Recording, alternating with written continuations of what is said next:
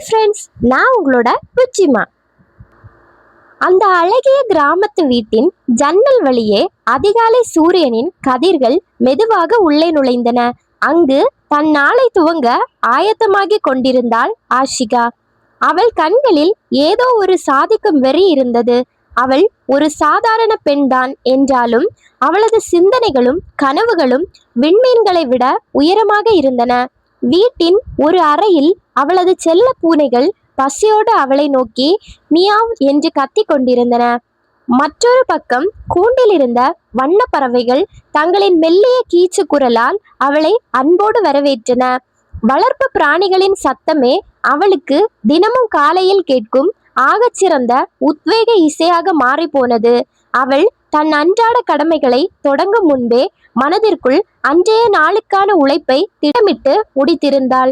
கனவுகள் என்பது எளிது, ஆனால் அதை நனவாக்க தினமும் ஓட வேண்டும் என்பதை அவள் நன்றாகவே அறிந்திருந்தாள். ஆஷிகாவின் வாழ்க்கையில் எல்லாமே எளிதாக கிடைத்து விடவில்லை. பல இக்கட்டான சூழ்நிலைகளை கடந்தே அவள் வந்திருந்தாள். சிறு சிறு நிதி நெருக்கடிகளும் எதிர்பாராமல் வந்த சில கடன்களும் அவளது குடும்ப பொருளாதாரத்தை அவ்வப்போது சோதித்தன. ஆனால் அந்த இக்கட்டான காலங்களிலும் அவளுக்கு பெரும் தூணாக அவளது அன்பு கணவன் எப்போதும் உடனிருந்தார். அவர்கள் இருவரும் சேர்ந்து தங்களின் உழைப்பால் அந்த சிறிய கடன் சுமை என்ற சுவர்களை ஒவ்வொன்றாக உடைத்து கொண்டிருந்தனர். பண கஷ்டங்கள் வரும்போதெல்லாம் அவர்கள் இருவரும் ஒருவருக்கொருவர் நம்பிக்கையூட்டி கைகளை பிடித்து கொண்டு முன்னேறினர். நிஜமான அன்பு என்பது வசதிகளில் இல்லை, வறுமையிலும் மாறாமல் இருக்கும் புரிதலில்தான் உள்ளது என்பதை உணர்ந்தனர். அவர்களின் கூட்டு முயற்சியும் உழைப்பும் அந்த வீட்டின் அஸ்திவாரத்தை நாளுக்கு நாள் பலப்படுத்தி கொண்டே இருந்தது. எத்தனையோ புயல்கள் அடித்தாலும் அவர்களின் காதல் என்ற படகு தடம் மாறாமல் நேர்கோட்டிலேயே பயணித்து கொண்டிருந்தது. வீட்டு வேலைகளுக்கு நடுவே ஆஷிகாவுக்கு மன அமைதியை தரும் மற்றொரு உலகம் அவளது வீட்டு தோட்டம். அவள் சந்தையில் தேடி பிடித்து வாங்கி வந்த பெரிய க்ரோ பேக்குகளில் செடிகளை நட துவங்கினாள். பச்சை நிற கத்தரி செடிகளும் காரசாரமான மிளகாய்களும் அவளது கவனிப்பில் அழகாக வளர ஆரம்பித்தன. செடிகளின் வேர்கள் காயாமல் இருக்க அவள் தேடி தேடி காய்ந்த இலைகளை கொண்டு மூடாக்கு அமைத்தாள். அவள் கைகளால் தொட்டு வளர்த்த அந்த சிறிய நந்தவனம் அவளுக்குள் ஒரு புதிய நம்பிக்கையை விதைத்தது. செடிகள் வளர்வதைப் போலவே அவளது மனதிற்குள் இருந்த புதிய தொழில் எண்ணங்களும் மெதுவாக வளரத் தொடங்கின.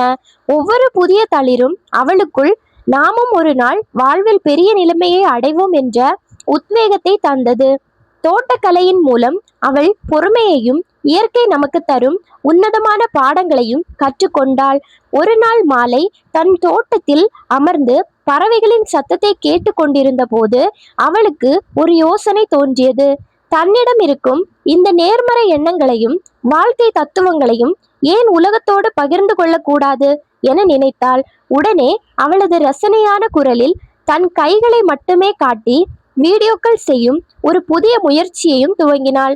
பிறருக்கு ஊக்கமளிக்கும் வகையிலான கண்டென்ட்களை உருவாக்கி இணையதளத்தில் பதிவிட திட்டமிட்டாள். ஆரம்பத்தில் இது சிறிய முயற்சியாக தெரிந்தாலும் அவளது லட்சியம் அந்த டிஜிட்டல் உலகில் பெரியதாக இருந்தது. அவளது இந்த புதிய முயற்சிக்கு அவளது கணவனும் முழு மனதோடு தன் ஆதரவை வழங்கி அவளை ஊக்குவித்தார். தன் திறமையின் மீது முழு நம்பிக்கை வைத்து ஆஷிகா அந்த புதிய டிஜிட்டல் உலகிற்குள் காலடி எடுத்து வைத்தாள். இனி தன் குரல் பலரது வாழ்வில் மாற்றத்தை ஏற்படுத்தும் என்ற பெருமிதம் அவளது மனதிற்குள் மெதுவாக உதித்தது. ஆஷிகாவின் இந்த புதிய பயணத்தில் இணையத்தின் அல்காரிதம் அவளுக்கு பெரும் சவாலாக உருவெடுத்தது. எப்போது வீடியோக்களை பதிவிட்டால் மக்கள் பார்ப்பார்கள், எப்படி ரீச் கிடைக்கும் என்று அவள் ஆராய்ந்தாள். சில நாட்கள் வியூஸ் குறைவாக வந்தாலும் அவள் ஒருபோதும் தன் முயற்சியில் சோர்வடைந்து பின்வாங்கவில்லை. காலையில் சரியான நேரத்திற்கு தன் வீடியோக்களை ஷெட்யூல் செய்து வைப்பதை ஒரு வழக்கமாக்கி கொண்டாள். நேர மேலாண்மைதான் ஒரு வெற்றியாளனை உருவாக்குகிறது என்பதை அவள் தன் அனுபவத்தின் மூலம் புரிந்து கொண்டாள். ஒரு நாளைக்கு இத்தனை வீடியோக்கள் போட வேண்டும் என்ற இலக்கை தனக்குத்தானே நிர்ணயித்து உழைத்தாள். அவளது தொடர் உழைப்பை கண்டு அந்த இணைய சிஸ்டமும் அவளது கண்டென்ட்களை பலருக்கு பரிந்துரைக்க துவங்கியது. முயற்சியும் பயிற்சியும் இருந்தால் எந்த ஒரு கடினமான அல்காரிதமையும் வெல்ல முடியும் என்பதை அவள் நிரூபித்தாள். நாட்கள் நகர நகர அவளது சேனலுக்கு பின்னால் ஒரு பெரிய ரசிகர் கூட்டமே உருவாக தொடங்கியது. அவளது குரலில் இருந்த உண்மையும் கண்டென்ட்டில் இருந்த நேர்மறை எண்ணங்களும் பலரது மனதை கவர்ந்தன. அவள் காலையில் உழைத்துவிட்டு இரவு நேரத்தில் தன் ரசிகர்களோடு நேரடியாக உரையாட முடிவு செய்தாள். அன்றிரவு 9 மணிக்கு அவள் நேரலையில் வந்தபோது எத்தனையோ பேர் அவளிடம் தங்கள் கேள்விகளை கேட்டனர். ஆஷிகா சற்றும் சலிக்காமல் அன்போடும் புன்னகையோடும் அவர்கள் அனைவருக்கும் தன் பாணியில் பதிலளித்தாள். அவளது நேரலை வீடியோவின் தம்ப்நெயில் பலரையும் ஈர்க்கும் வகையில் பளிச்சென்று வடிவமைக்கப்பட்டிருந்தது. அந்த இரவு நேரத்து உரையாடல் அவளுக்கு அவளது ரசிகர்களுக்கு இடையே ஒரு பிரிக்க முடியாத பாச பிணைப்பை ஏற்படுத்தியது. தன் உழைப்பிற்கு மக்கள் தரும் அங்கீகாரத்தை கண்டு அவளது கண்களில் ஆனந்த கண்ணீர் துளிகள் எட்டி பார்த்தன. ஒரு பக்கம் இந்த டிஜிட்டல் வெற்றி இருந்தாலும் அவளது குடும்பத்திற்கு என்று ஒரு பெரிய நீண்டகால கனவு இருந்தது.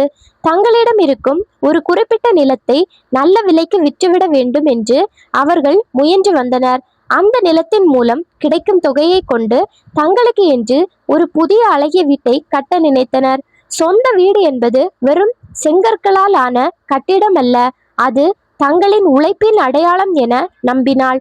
ஆனால் நிலத்தை விற்பதில் சில சட்ட ரீதியான தாமதங்களும் இழுபறிகளும் அவளது பொறுமையை சோதித்தன. நல்ல விஷயங்கள் நடக்க எப்போதும் கொஞ்சம் தாமதமாகும் என்று தன் கணவரிடம் கூறி அவளுக்குள் ஆறுதல் படுத்தினாள். தடைகள் பல வந்தாலும் தங்களின் புதிய இல்ல கனவு என்றாவது ஒரு நாள் நனவாகும் என்பதில் அவள் உறுதியாக இருந்தாள். விடாமுயற்சியும் காலத்தின் மீது கொண்ட நம்பிக்கையும் அவளை அந்த இக்கட்டான நிலையிலும் நிமிர்ந்து நிற்க வைத்தன. ஒரு நாள் அவளுக்கு ஒரு அவசர பயணம் காரணமாக சில நாட்கள் வெளியூர் செல்ல வேண்டிய கட்டாயம் ஏற்பட்டது. ஆனால் தான் இல்லாத நாட்களிலும் தன் சேனலில் வீடியோக்கள் தடையின்றி வர வேண்டும் என்று அவள் கவலைப்பட்டாள். இதற்காக அவள் ஒரு பிரம்மாண்டமான கண்டென்ட் உத்தியை கையில் எடுத்தாள். வெறும் 4 நாட்களில் அடுத்த சில மாதங்களுக்கு தேவையான அத்தனை வீடியோக்களையும் தயாரிக்க முடிவு செய்தாள். இரவு பகல் பாராமல் தன் தூக்கத்தை தொலைத்து தொடர்ந்து பல வீடியோக்களுக்கான ஸ்கிரிப்ட்களை எழுதினாள். அவளது கணவனும் அவளோடு சேர்ந்து வீடியோக்களை எடிட் செய்வதிலும் அப்லோட் செய்வதிலும் துணையாக நின்றார். அந்த 4 நாள் கடின உழைப்பு அவளது அர்ப்பணிப்பிற்கும் லட்சியத்திற்கும் ஒரு மிகச்சிறந்த உதாரணமாக மாறியது. தடையற்ற உழைப்பே ஒருவரை துறையில் அசைக்க முடியாத ஆளுமையாக மாற்றும் என்பதை அவள் உணர்ந்தாள். வெளியூர் பயணத்தை முடித்துவிட்டு ஆஷிகா தன் வீட்டிற்கு திரும்பிய போது அவளுக்கு பெரும் ஆச்சரியம் காத்திருந்தது. அவள் இல்லாத நாட்களிலும் அவள் திட்டமிட்டு ஷெட்யூல் செய்த வீடியோக்கள் அனைத்தும் சரியான நேரத்திற்கு பப்ளிஷ் ஆகியிருந்தன. அவளது கடின உழைப்பை கண்டு அல்காரிதம் அவளது ஒட்டுமொத்த சேனலையும் வேறொரு உயரத்திற்கு புஷ் செய்திருந்தது. வியூஸ்களும் சப்ஸ்கிரைப்களும் முன்னிருந்ததை விட பல மடங்கு உயர்ந்து சாதனை படைத்திருந்தன. அதே நேரத்தில் அவளது நிலம் சம்பந்தப்பட்ட பிரச்சனைகளும் சுமூகமாக முடிந்து நல்ல செய்தி தேடி வந்தது. தங்களின் உழைப்பில் ஊதியமும் நிலத்தின் வருமானமும் சேர்ந்து அவர்களின் சொந்த வீட்டு கனவை நனவாக்க துவங்கின. கடன் இல்லாத நிம்மதியான சொந்த நந்தவனம் கொண்ட தங்களின் புதிய வீட்டிற்கான பூமி பூஜை கோலாகலமாக துவங்கியது. தன் விடாமுயற்சியால் ஆஷிகா தன் வாழ்க்கையின் அத்தனை பக்கங்களையும் தனக்கு சாதகமாக மாற்றி எழுதினாள். வாழ்க்கை என்பது நமக்காக எழுதப்பட்ட ஒரு பொதுவான விதி அல்ல, அது நம் உழைப்பாலும் லட்சியத்தாலும் நாமே வடிவமைக்கும் ஒரு சுவாரஸ்யமான அல்காரிதம். காலத்தின் சோதனைகளும் கடன்களும் நம்மை முடக்குவதற்காக வருவதில்லை, நம்மிடம் இருக்கும் உண்மையான திறமையை உலகிற்கு வெளிச்சம் போட்டு காட்டவே வருகின்றன. நம் கைகளால் நடும் செடியும் நம் குரலால் விதைக்கும் நேர்மறை எண்ணங்களும் ஒருபோதும் வீண் போகாது. நிகழ்காலத்தில் தடையின்றி உழைப்பவனுக்கு அவனது எதிர்கால கனவுகளின் இல்லம் காலத்தின் கைகளால் தானாகவே கட்டி தரப்படும். இந்த ஸ்டோரி உங்க எல்லாருக்கும் கண்டிப்பா பிடிச்சிருக்கும் அப்படின்னு நான் நம்புறேன். அப்படி பிடிச்சிருந்துச்சு அப்படின்னா கண்டிப்பா சேனலை சப்ஸ்கிரைப் பண்ணி வச்சுக்கோங்க. உங்களுக்கு தெரிஞ்சவங்க எல்லாருக்கும் இந்த வீடியோவை கண்டிப்பா ஷேர் பண்ணி விடுங்க. இனி ஒரு அடுத்த வீடியோல சந்திக்கலாம். அதுவரையிலும் பாய்.